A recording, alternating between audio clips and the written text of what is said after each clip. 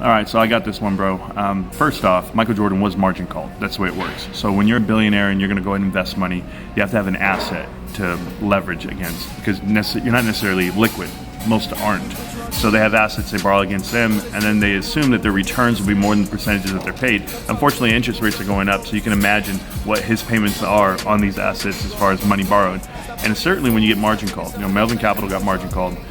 They had to come up with collateral, which they did. They came up with cash, borrowing money via Steve Cohen at 0.72, and Ken Griffin's own personal account, as well as Citadel money.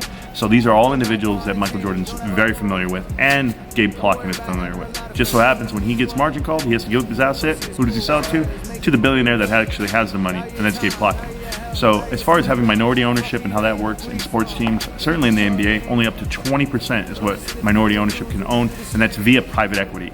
Private equity is involved in certain sports teams and leagues, but not necessarily the NFL, but you'll see it on the NBA a lot. What you don't do, you do not sell your assets. So if you're Michael Jordan, you never sell the Charlotte Hornets. It's not even a possibility.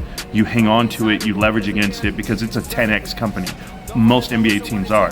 There's the S&P 500. If you're voting on the whole damn stock market, if you're going to trade against that, you would only get about 400% return over the last 10 years. And now you're looking and giving up a 10x company? No way. No way you do that. And he's so young. He has so much time left on his tire. He's got to find another business idea. And sure, F1 is part of it and everything else he's doing. But no way you cash out on one of these assets. You build wealth. You don't just go for cash. Cash is worthless. So, Jordan got margin called. That's the truth. And if you don't believe it, well, then you don't understand investing. But yes, Rico knows, but Morantz knows a lot about finance. So figure it out. And thanks for letting me have this one, bro. These guys, they have no clue.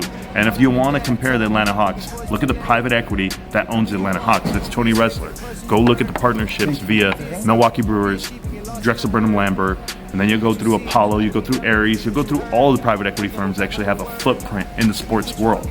Go look at the Arizona hockey team. They're owned by private equity. And there's so many private equity firms that actually own things and or individuals that own sports teams. You don't sell them. Michael Jordan, he got his ass whooped. Hey, it was GameStop. Get at me. 5 miles in, bro. Got done. We're having breakfast with Pops right now, and it's 7 a.m. I'll be live in a bit. Peace.